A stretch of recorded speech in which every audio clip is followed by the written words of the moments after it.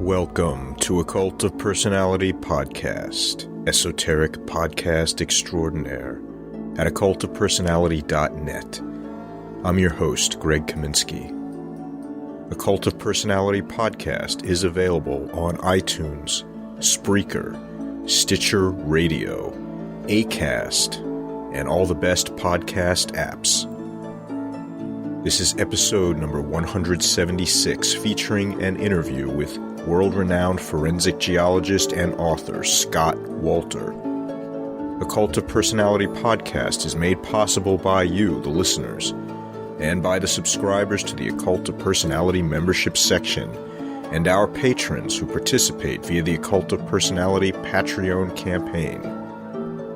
And I'd like to remind you that although you're able to listen to this podcast at no charge, the costs to produce it are significant. Please support A Cult of Personality podcast by joining the membership section or donating via the donate button on the occultofpersonality.net website or via Patreon at patreon.com/occultofpersonality. And if you're already supporting the show or have done so in the past, my heartfelt thanks, and I salute you. Now, in episode number 176, an interview with Scott Wolter. Forensic geologist Scott Wolter was the host of the hit show American Unearthed, which followed him on his quest to uncover the truth behind historic artifacts and sites found throughout North America. Scott is also the author of several books, including The Kensington Rune Stone, Compelling New Evidence, and The Hooked X, Key to the Secret History of North America.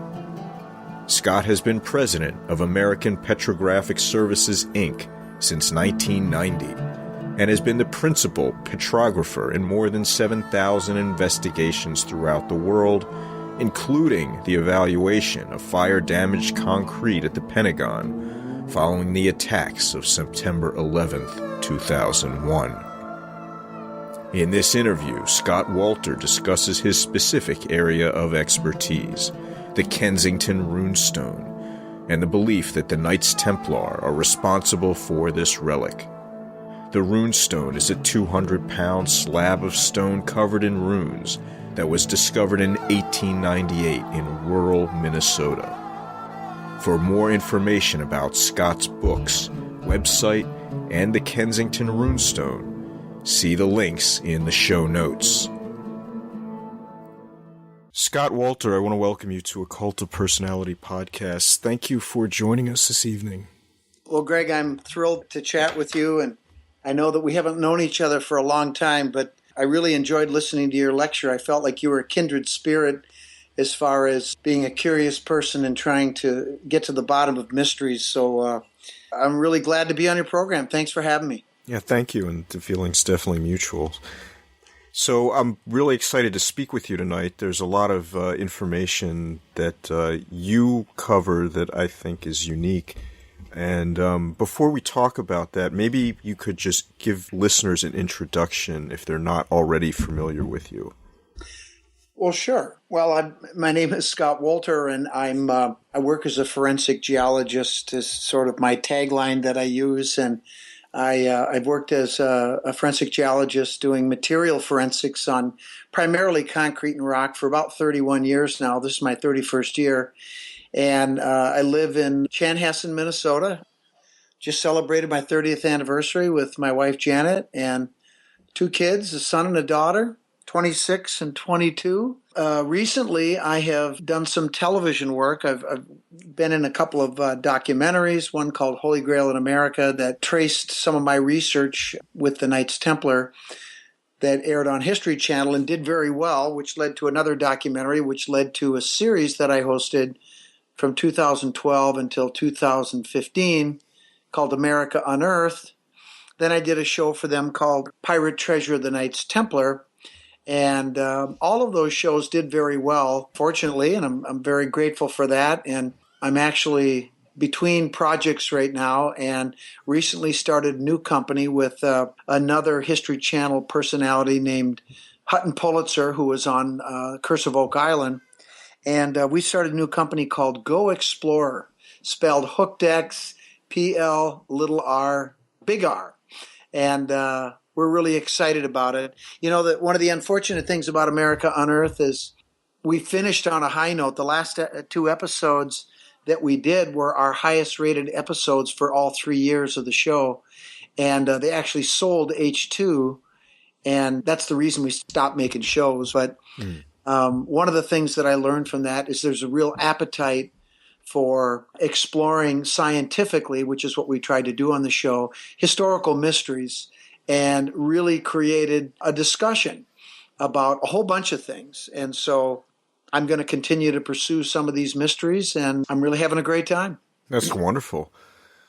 So I'm sure most people listening are familiar with you and your work, but I just wanted to make sure for those who aren't already, there's a lot of material, and I'll have links in the show notes to where they can find your books and your website as well as the shows. And the blog site. And the blog too, yeah. Yeah. Without further ado, why don't you talk a little bit about the Kensington Rune Stone, what it is, and your involvement with it over the years? Sure.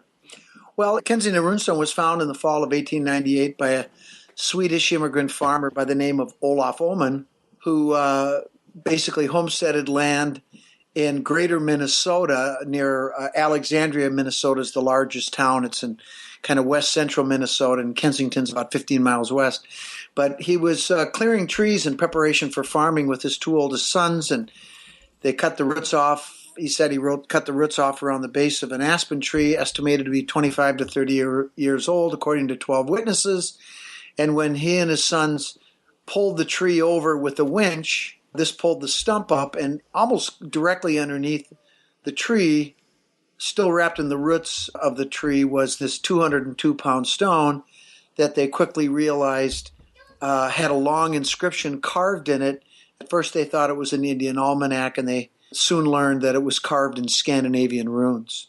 It's a long message, and it was originally, it's been through several iterations of translations, and only in the last few years have Swedish scholars really settled on kind of a final, well, it's probably not going to be the final translation. I'm sure there's going to be tweaks along the way, but it's really undergone several changes and modifications and realizations and new evidence that's come in to change the inscription around. But I think at this point we have a good handle on what it says. And basically what I think it is it's self-dated to 1362, and I think it's a medieval land claim. So Europeans travel to North America. They want to claim land, and the way they do it is they mark it. Maybe you could give us a little bit of an idea of what the inscription involves. Sure. Or at least on the superficial level, what it's saying. Well, it's pretty easy. I mean, I have it memorized. I've been studying for 16 years. So it basically starts off on what we call the face side. There's 9 lines on the face side, and it says 8 Gotalanders and 22 Northmen on this acquisition business / taking up land from Vinland far to the west. We had a camp near 2 shelters, 1 day's journey north from this stone. We were fishing one day. After we came home, found 10 men red with blood and death, and then 3 Latin letters, AVM, and then the last line says, save from evils. And then on the side of the stone, which was split off by the carver, because the stone is a kind of a large tabular flat slab that's about 5 to 6 inches thick, but it was split down to create roughly a 2-to-1 ratio tablet, so it reads kind of like a text. But on the side, where they split it off, it continues with 3 more lines that says, there are 10 men by the sea with our ships, 14 days' journey from this island, peninsula, hill. The word in Swedish can mean any of those. Year 1362. So, and really, to be fair to people who have been skeptical and think it's a hoax, part of the problem was we didn't realize that it said acquisition business or taking up land until about 10 years ago, when we, and just so you know, when the runestone came into my lab, I was asked to perform a forensic study to try to age date the weathering. And I basically came up with my own experiment where I compared the weathering tombstones that contained the same mineral, of the same mineral grain size, in a comparable weathering environment. And I concluded that the weathering was older than 200 years, because that's when the minerals began to come off the tombstones. But on the runestone inscription, they're completely gone. Mm-hmm. So it's older than that. But once the minerals came off, really that's where the experiment stopped. And that's the minimum age of the inscription. And that's from when it was pulled out of the ground in 1898, because it hasn't been in a weathering environment since. So 200 plus years makes a late 19th century hoax impossible. And therefore logic tells you that it has to be genuine. And that's what I said, and that's when that's when the world came down on me, and I was criticized and I was attacked, and I didn't like it very much, so I decided to get to the bottom of it. And there were a number of things that happened. One was I went to Sweden 5 times. I went looking for the evidence I knew had to exist, because the geology told me it was real. Therefore, everything in that inscription must be consistent with the 14th century. And the issue was, prior to my doing this work, with 2 linguists, by the way, I was the field agent. They're the ones that basically told me what to look for and helped me out a great deal.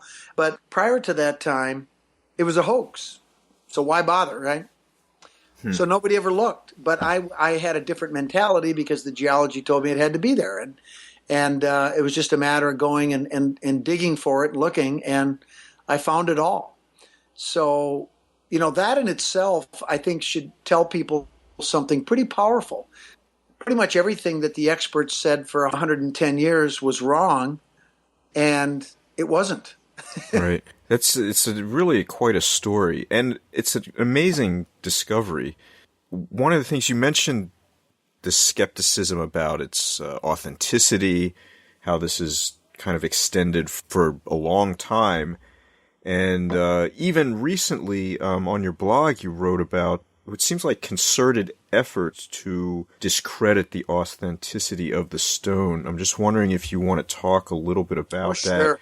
Maybe Absolutely. if you feel like there's some sort of a deeper movement to try to suppress this whole thing.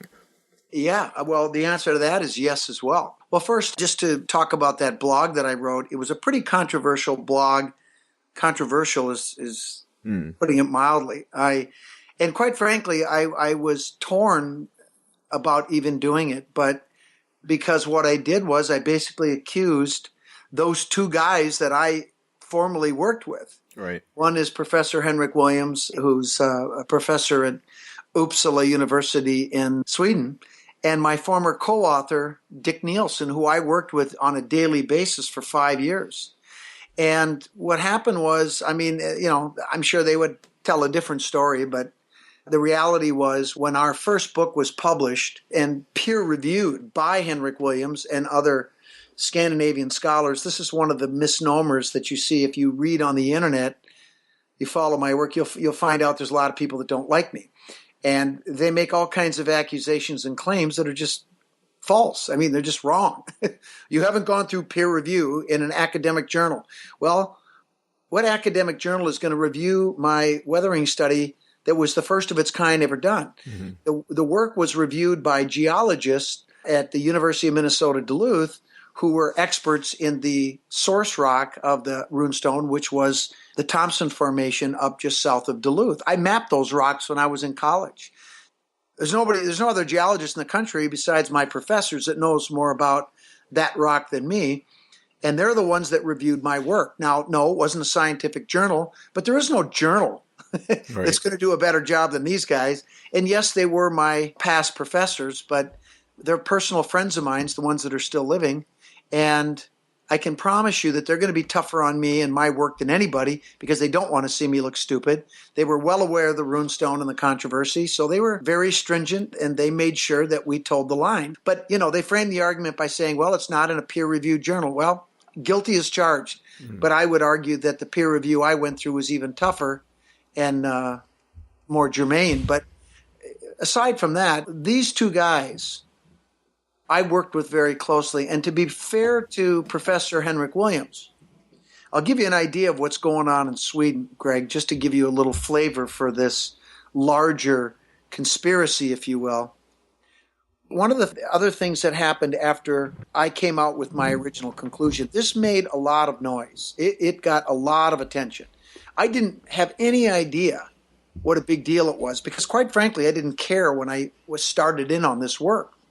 But Professor Williams took a lot of interest in it. And when I started hearing about all the history of the problems with the Rune Stone and the scholars and not sure what this was, and there was dirt in the runes and they missed things. I mean, there's a whole history behind this. And what I did was I said, look, before you guys can tell us what the Rune Stone says, you have to know what's there. And so I had them bring the Rune Stone back in December of 2002, and I did a photo study.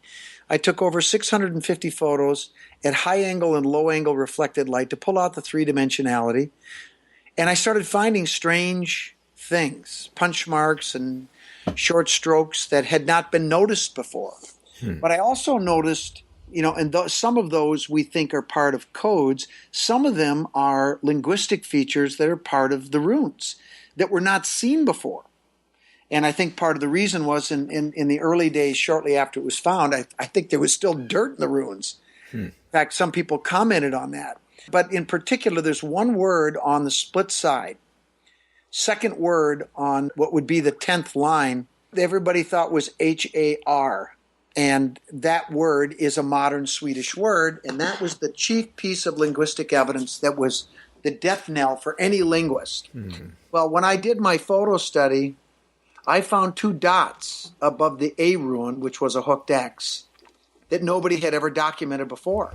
Now, I didn't know what the heck I was documenting, but I remember when Williams saw the picture and I said, there's two dots here. He said, well, wait a minute. Are you sure? Are you sure these are man-made? I mean, he knew they were, but he just couldn't believe it. And I said, yeah. He said, well, do you know what this means? I said, no. He said, well, this changes this word from a modern Swedish word to an old Swedish word. So suddenly the chief piece of linguistic evidence that they'd been beating the stone up with for 100 years was gone. Now, what Williams then did was he wrote a paper with Dick. And basically all he said was, the discovery of these two dots that changes this word from a modern to an old Swedish word means it needs to be restudied. He knew better than to say it meant that it was genuine, and quite frankly, I can see why he would have been reticent to do that at that point. But all he said was, it needs to be restudied. On my second trip to Sweden, I was in his office when he told me that he had just been called into the president of the university's office, who said, Professor Williams, if you have time to study the Kensington Rune Stone, you have time for additional administrative duties, and he was punished for 3 years. So I don't know what you call that. I know what I call it. A bunch of BS. But I can tell you also from those trips to Sweden and interacting with the scholars, there is a mandate in Scandinavia. This thing's a hoax, and it doesn't matter what evidence comes forward. It's not going to be accepted, period. Do you want to speculate maybe who or what is behind this and why?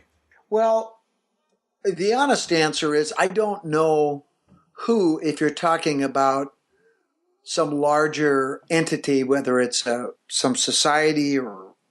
Honestly, I really have no idea. I don't think I'm naive to the notion that there are certain groups of super people, or whatever you want to call them, that sort of call the shots politically, economically around the world. I'm not opposed to that idea. I don't know.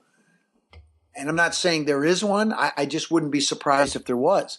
Now, why they would care about the Rune Stone being genuine, I'm not really sure. However, I will tell you this, that there are certain aspects of the Rune Stone we have not talked about.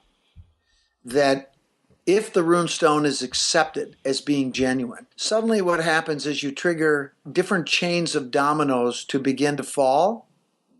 And they go to places that some people don't want to go. One of those groups is the Roman Catholic Church. they might be one of these larger forces that you're talking about. In fact, I would be shocked if they weren't somehow involved. But one of the places that those dominoes goes is a small tomb in southern Jerusalem where the royal family is buried. And what's inside that tomb will shock the world. There's no other way to put it. So that might be something that certain entities are aware of.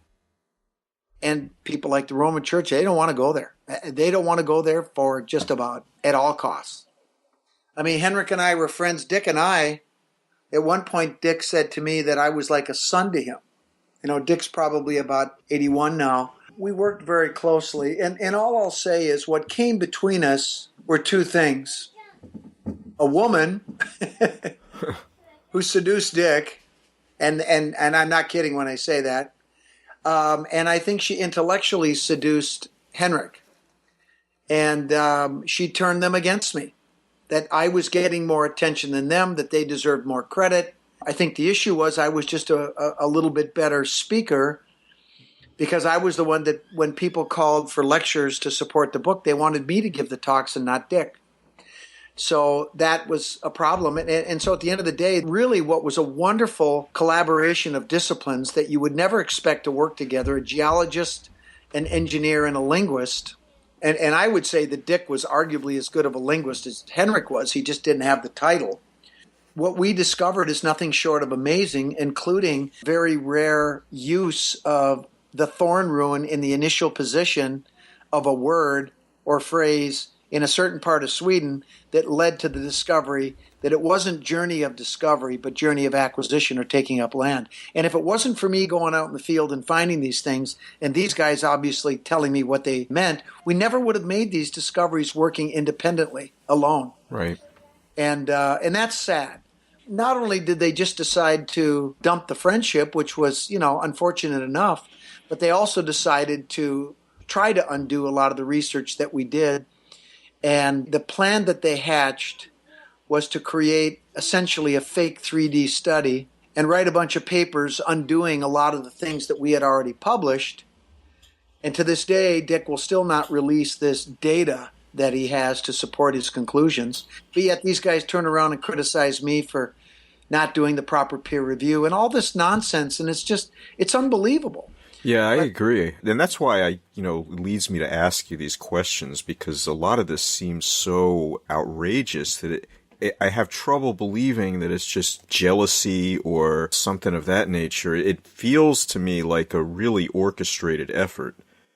Well, you know something, Greg? I hear what you're saying, but I don't think these guys are part of any larger thing. I think that Henrik has been told what to do, and that's part of the reason why. I mean, the whole reason that this woman came into the equation, she tried to mount an effort for about 10 years to get him a professorship over here. And I think what he wanted to do was to come over here, and then he was going to make the announcement of what he's known all along, is that the Runestone's real. Believe me, he knows it's real. He just won't say it. He can't say it while he's still in Sweden. But anyway, what they did is they alienated me and many other people in their effort to try to get this professorship. Look, people talk. People know me. If you're going to talk about runestones in America, my name's going to come up. Oh, yeah. And, people are going to ask me and have asked me about Professor Williams, and I just tell them the guy is not trustworthy. It's one thing to just reserve your judgment, but to say you think it's 19th century, just get back at me, is irresponsible.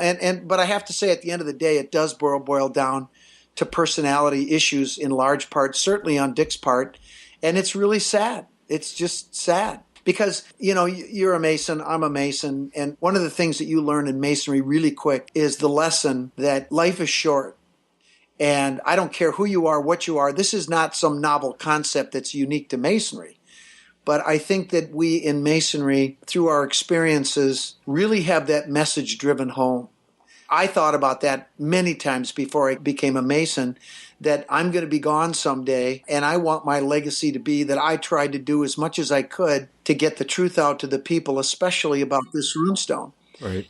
And that's what I'm going to do. And, I reached out to these guys even after I posted that blog, But I reached out through a third party to these guys and said, hey guys, look, let's just put aside our differences and let's do the right thing here.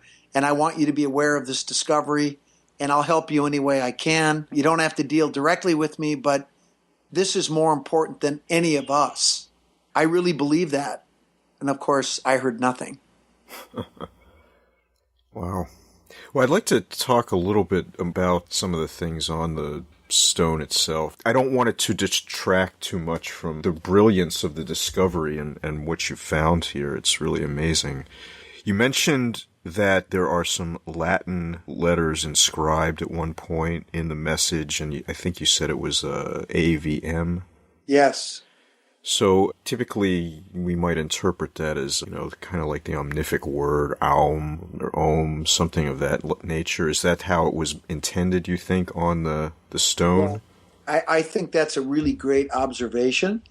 And I think for the listeners, and you might know this better than me, but in medieval times, and I'm not sure what the length of time for this, but the V and the U were basically interchangeable. Right. And clearly on the stone it's a V.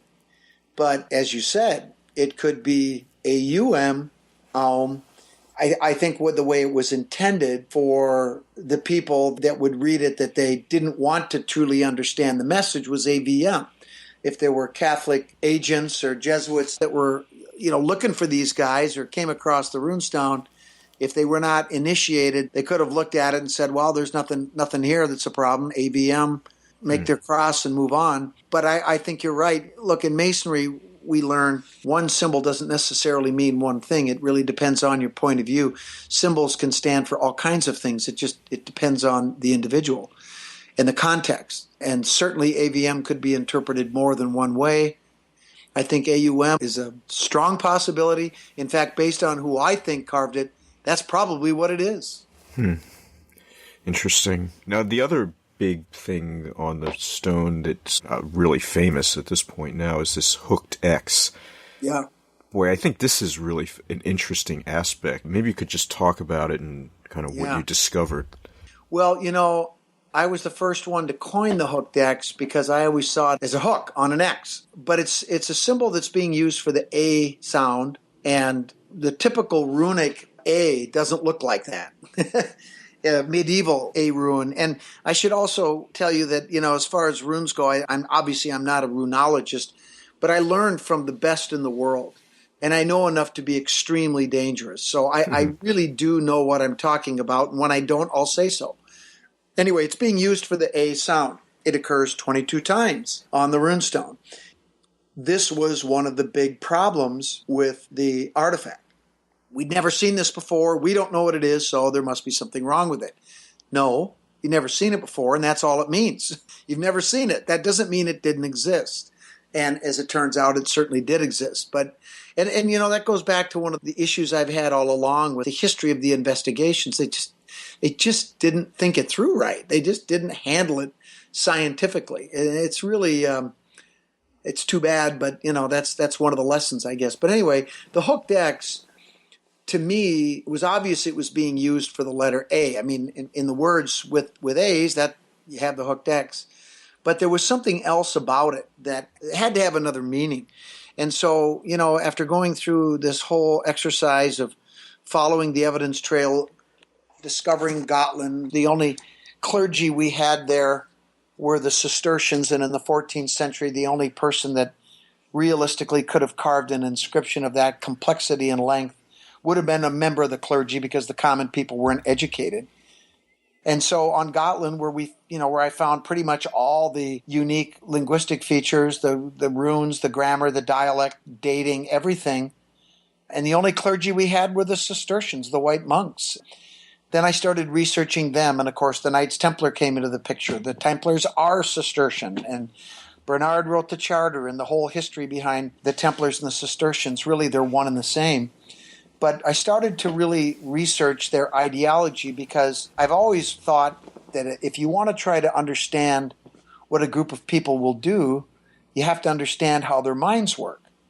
So as I began to dig into the Cistercians, it didn't take me long to realize that they weren't the good Catholics. At least the leadership were not the good Catholics that we have been led to believe, that they actually embraced a different ideology, an ideology I would call monotheistic dualism.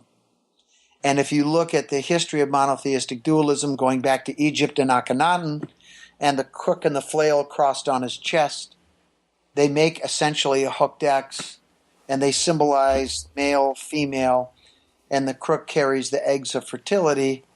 And so symbolism-wise, if you take an X, you chop it in half horizontally, you end up with a peak, which is a symbol for the male. If you invert it into a V, you get the vessel, the chalice, the womb, the symbol for the female. And the hook actually creates a small V, which symbolically could represent a daughter in the womb of its mother with father below. And I've made the point, could this represent the Holy Trinity? And then people kind of furrow their brow, and I say, well, what is the Holy Trinity? It's the Father, the Son, and the Holy Spirit, right? And then I look at people, I say, what's the Holy Spirit? And they kind of stumble, and it's the Spirit in you. Or the point is, it's not well defined. And I say, well, let's just look at it logically. You've got the Father, you've got the child, who's missing? It's pretty obvious. What maybe the hooked X symbolizes the Holy Trinity. Maybe it symbolizes their ideology, and that hook representing the continuation, the perpetuation, the literal generation of that ideology and thought. That was my interpretation of it. And it seemed to resonate with people. And the deeper I've dug, the more I think that that's part of what the answer is. But in fact, now what I think, based on new research, is that the hooked X is nothing more than a straight line version of the Hebrew Aleph. Because this ideology goes back, as I found in my recent discovery, to Hebrew mysticism, to the Kabbalah, to Old Aramaic. In fact, it's being used for A, Aleph, first letter in the Hebrew alphabet, first letter in most alphabets. And so there you go. But where else did it come from, I guess, is the other thing. And that was, I think, what you're sort of leading me to. I think so, because once we accept that the hooked X is an Aleph, or a runic form of an Aleph anyway. Right. Then I think you're right. You're almost inevitably led into looking at the Cistercians or the Templars, or at least somebody who's connected with that tradition. Exactly. Because when you're talking, what are we talking here, like 14th century? Yeah, 1362, mid-14th century. So this is prior to any kind of Christian Kabbalah actually being public or popularized. I mean, that didn't happen until the 1460s at the earliest. So this is over a century before that. Yeah, so this is still what I would consider, and I think, what Bernard would have considered, and all of these people, is part of this underground stream, the perennial philosophy, if you will, that sort of has, gone throughout time. And whether you want to say the Kabbalah was the original wisdom tradition or just one of the sort of tributaries along the way, it doesn't really matter. It's just what was available at the time. What I find really fascinating, though, is this mixture of runes and Hebrew, because I guess what it boils down to, and when I think about it, is the Kabbalah is like its own tradition, and the runes, that is its own tradition. So when I see them together, which is not typical, even now, that sets off all sorts of alarms. And to know that it was happening that long ago was just, I think, really interesting. And it raises all sorts of questions. But your assertion, that the Knights Templar are responsible, or at least involved in this endeavor, seems, I think, much more plausible once we acknowledge this character is representing an Aleph, or the A for this message. That's, I think, really interesting.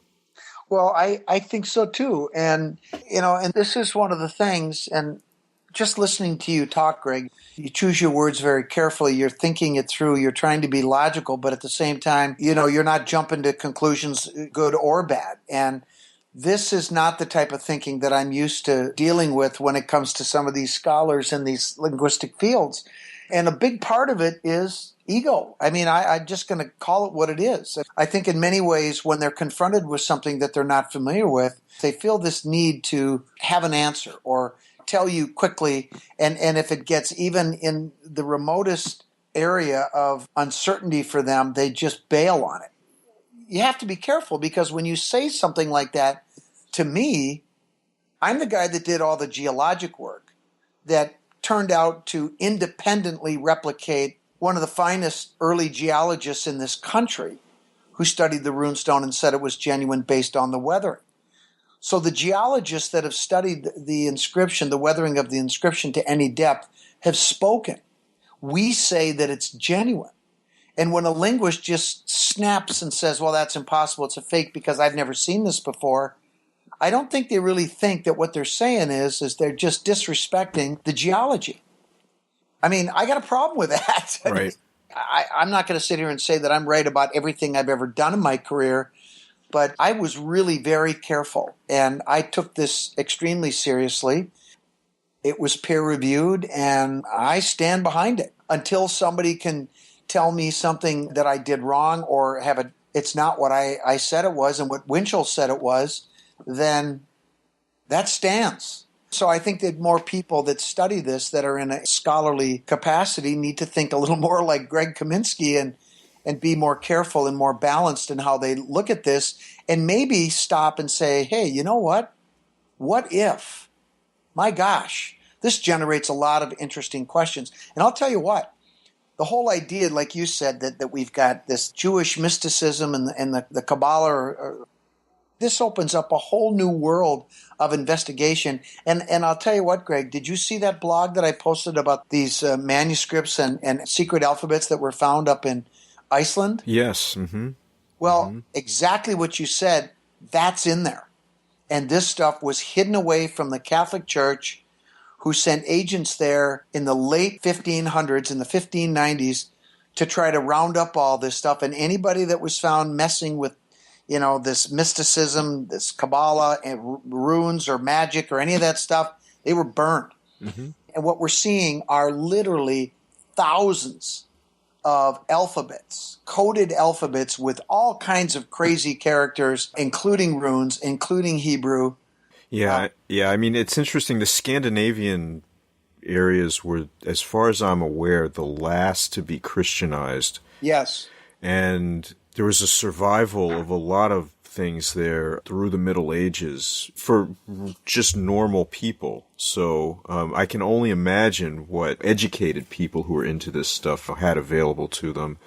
But I agree, in terms of more academic or authorities who look at this stuff, I know since the Da Vinci Code, and in many cases prior to that, any even inkling of the Templars is going to automatically cause people to back off and not want to touch the subject. And it's, I think, simply as a matter of wanting to distance themselves from perceived conspiracy theories and this sort of thing. And I think that's because people don't actually study history, because if they did, they would understand that a lot of these theories are not completely baseless, and they're in many instances grounded in some sort of fact, although the fact oftentimes isn't exactly what it appears to be on the surface. But it's very interesting, and I don't know that there's any way around that, because in my experience just in university has been that when it comes to these subjects, most of the time, and I don't mean to sound arrogant, definitely not my intention, but I found that a lot of times I'm more of an expert in the subject that I'm trying to research than the people who are advising me or guiding me. And touché. And it's in many ways, I appreciate learning from them on how to research, how to write, how to argue, how to learn. But at the same time, when I tell them, look, you're dealing with a mystical tradition that was created to subvert the typical worldview, And when you insert that into a realm where you're obsessed with secrecy and revelation and fraternal societies, and then that morphs into utopianism and anti-monarchical revolutions, I mean, you got a recipe for some serious conspiracy going on.